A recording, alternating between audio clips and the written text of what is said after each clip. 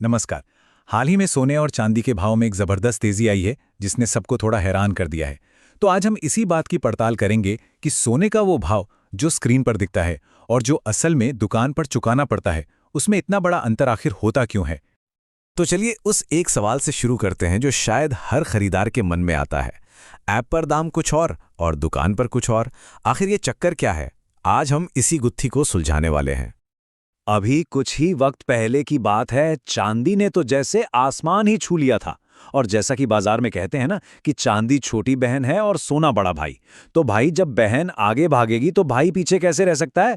सोना भी बिल्कुल उसी रफ्तार से भागा।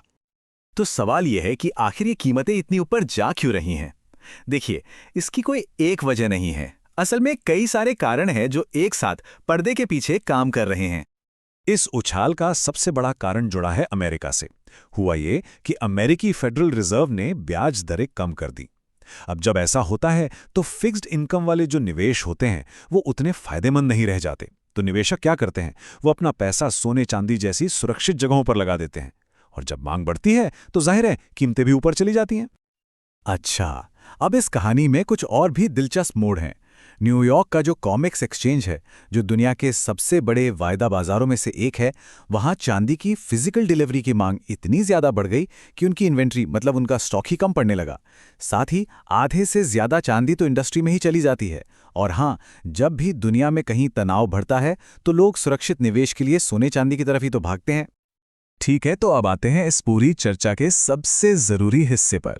सोने का भाव एक अंतर्राष्ट्रीय एक्सचेंज से चलकर हमारे आसपास के सुनार तक पहुंचता कैसे है, और इस सफर में वो इतना बदल क्यों जाता है? ये एक ऐसा सवाल है जो हर सुनार को लगभग रोज ही सुनना पड़ता है। लोग अपना फोन निकालकर दिखाते हैं कि देखिए एमसीएक्स पर तो ये रेट है, आप ज्यादा पैसे क्यों ले रहे हैं। पर क्या ये सच है? चलिए देखते हैं कि ये पूरा खेल है क्या। यहीं से असली कंफ्यूजन की शुरुआत होती है। असल में ये दो बिल्कुल अलग अलग दुनियाएं हैं। एक है अमेरिका का कॉमिक्स, जहां सारा खेल डॉलर और आउंस में होता है, और दूसरी तरफ है हमारा अपना एमसीएक्स, जहां हम रुपए और 10 ग्राम में बात करते हैं। तो भाव हम तक पहुंचने से पहले ही उसे दो बड़े बदलावों से गुजरना पड़ता है, करेंसी का बदलाव और वजन का बदलाव। और बस कीमतों का अंतर यहीं से पैदा होना शुरू हो जाता है। अब आता है एक खास शब्द, तैयारी।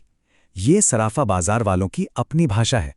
इसका सीधा सा मतलब है वो सारा खर्च जो सोने को वेयरहाउस से उठाकर दुकान तक लाने में, उसे सुरक्षित रखने में, कर्मचारियों को वेतन देने में और अपना मुनाफा जोड़ने में आता है।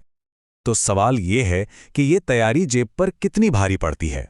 आमतौर पर ये एमसीएक्स के भाव के ऊपर प्रति 10 ग्राम पर लगभग 1500 से 2500 रुपए तक हो सकती है। यही वो छिपा हुआ खर्च है जिसकी वजह से स्क्रीन का भाव दुकान पर कभी सच नहीं हो पाता।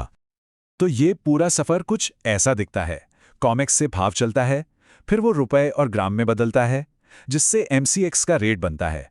फिर दुकानदार उस पर अपनी तैयारी जोड़ता है और तब जाकर वो आखिरी कीमत बनती है जो एक ग्राहक को चुकानी पड़ती है।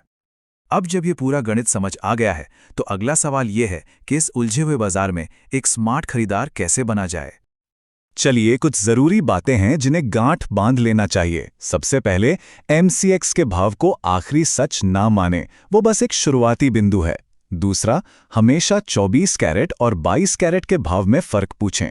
गहने 22 कैरेट के होते हैं, इसलिए उनकी कीमत 24 कैरेट यानी शुद्ध सोने से कम होनी चाहिए। और आखिर में हॉलमार्क देखना कभी ना भूलें, वही तो शुद्धता की असली गारंटी है। चलिए अब एक ऐसी अंदर की बात जानते हैं जो शायद बहुत कम लोगों को पता होगी, खासकर अगर कोई बड़ी मात्रा में सोना जैसे कि सोने की ईंट खरीद रहा हो। ये तरीका धोखाधड़ी से बचा सकता है। हमेशा विक्रेता से कहें कि वो सोने की ईंट को सामने ही बीच से काटे। इससे ये पक्का हो जाता है कि अंदर कोई और धातु तो नहीं भरी है। और एक बात, काटने के फौरन बाद दोनों टुकड़ों को एक साथ फिर से तौलना चाहिए, ताकि ये पक्का हो जाए कि कटाई में कोई टुकड़ा गायब तो नहीं हुआ। तो देखिए, सबसे महत्वपूर्ण बात यह है कि सोने का कोई एक भाव नहीं होता। यह कई बाजारों का एक नेटवर्क है। कॉमिक्स, एमसीएक्स, सराफा बाजार, ज्वेलर्स, और हर किसी के अपने नियम और अपनी लागत होती है। तो अगली बार जब कोई सोना खरीदे तो ये याद रखना जरूरी है कि वो सिर्फ एक धातु नहीं बल्कि एक बहुत ही जटिल सिस्टम का हिस्सा खरीद रहा है।